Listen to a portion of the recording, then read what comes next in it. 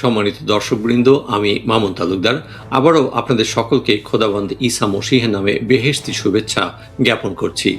আমাদের এই চ্যানেলের সাথে যুক্ত থাকার জন্য আপনাদের সকলকে জানাই অনেক অনেক ধন্যবাদ। বন্ধুরা, আপনারা নিশ্চয়ই ইউসুফ নবীর নাম শুনেছেন। ইউসুফ ও জোলেখার প্রেম কাহিনীর কথাও শুনেছেন। কিন্তু আপন ভাইদের হাতে কিশোর বয়সে একজন গোলাম বা দাস হিসাবে বিক্রি হয়ে যাওয়া সেই ইউসুফ নবী বড় হয়ে কিভাবে একটি শক্তিশালী সাম্রাজ্যের অধিপতি হয়েছিলেন তা কি আপনারা জানেন? কিভাবে মাবুদ আল্লাহ ইউসুফ নবীকে মিশর দেশের সেই অন্ধকার জেলখানা থেকে বের করে এনে তার নিজের দেশ কনান সহ পুরো মিশর দেশের চারপাশের এলাকাগুলোতে দুর্ভিক্ষের মোকাবেলা করার জন্য একজন উদ্ধারকর্তা হিসাবে ব্যবহার করেছিলেন, তাও কি আপনারা জানেন? বন্ধুরা, আজ আমরা তৌরাত শরীফ ও কুরআন থেকে সেই ইউসুফ নবীর জীবনী থেকে কিছু শেখার চেষ্টা করব। আমরা দেখব বিভিন্ন বিশ্বাসঘাতকতা ও দুর্বিষহ কষ্টভোগের মধ্যেও ইউসুফ আলাইহিস সালাম কি করে ধৈর্য ধারণ করেছিলেন এবং মাবুদ আল্লাহ ইউসুফ নবীর মধ্যে দিয়ে কিভাবে জগতের সকল মানুষকে উদ্ধার করার পরিকল্পনা করেছিলেন তার একটি ক্ষুদ্র চিত্র। বন্ধুরা, তৌরাত শরীফের পয়দাশ সিপারার 37 রুকু এবং কুরআন শরীফের সূরা ইউসুফ থেকে আমরা জানতে পারি যে মাবুদ আল্লাহ হযরত ইউসুফ আলাইহিস সালামকে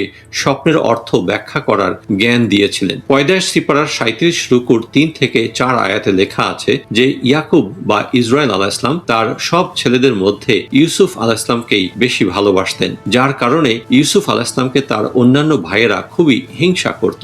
আর ওই হিংসার কারণেই ইউসুফ আলাইহিস সালামের অন্যান্য ভাইয়েরা তাকে হত্যা করার ষড়যন্ত্র করে এবং শেষ পর্যন্ত হত্যা না করে 20টি রূপার মুদ্রার বিনিময়ে মিদিয়নীয় বণিকদের কাছে তাকে বিক্রি করে দেয়। পয়দাশ সিপারার 39 রুকুর 1 আয়াতে লেখা আছে যে পরে সেই মিদিয়নীয় বণিকেরা ইউসুফ আলাইহিস সালামকে মিশরের রাজা ফেরাউনের রক্ষী দলের প্রধান পটিফরের কাছে বিক্রি করে দিয়েছিল। কুরআনের সূরা ইউসুফেও এ বিষয়ে বর্ণনা দেওয়া হয়েছে। পয়দাশ সিপারার 39 রুকুর 2 আয়াতে লেখা আছে যে মাবুদ আল্লাহ ইউসুফ নবীর সঙ্গে সঙ্গে ছিলেন এবং তার রহমতের কারণেই ইউসুফ আলাইহিস সালাম রাজা ফেরাউনের রক্ষী দলের প্রধান পটিফরের ঘরে তার ব্যক্তিগত সেবাকারী হিসাবে দায়িত্ব পেয়েছিলেন এবং কিছুদিনের মধ্যেই ইউসুফ আলাইহিস সালাম তার বিশ্বস্ততা ও কর্মদক্ষতার কারণে পটিফরের ঘরের প্রধান সেবাকারীর দায়িত্বে নিযুক্ত হয়েছিলেন। ইউসুফ আলাইহিস সালামের চেহারা ও শরীরের গড়ন খুবই সুন্দর ছিল বিধায় কিছুদিনের মধ্যেই পটিফরের স্ত্রী ইউসুফ আলাইহিস সালামের সৌন্দর্যে মুগ্ধ হয়ে তাকে তার সাথে তার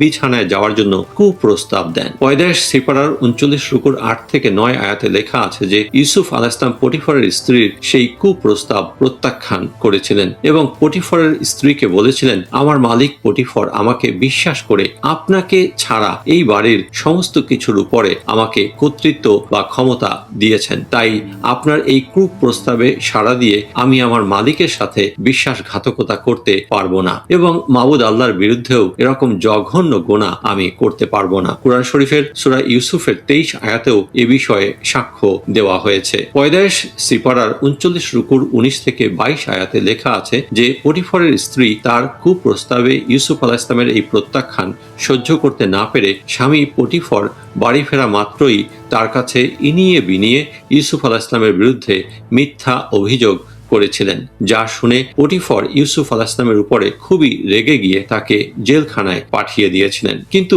জেলখানার মধ্যেও মাবুদ আল্লাহ ইউসুফ আলাইহিস সালামের সঙ্গে সঙ্গে ছিলেন, ফলে ইউসুফ আলাইহিস সালাম সেখানকার প্রধান জেল রক্ষকেরও সুনজরে পড়েছিলেন।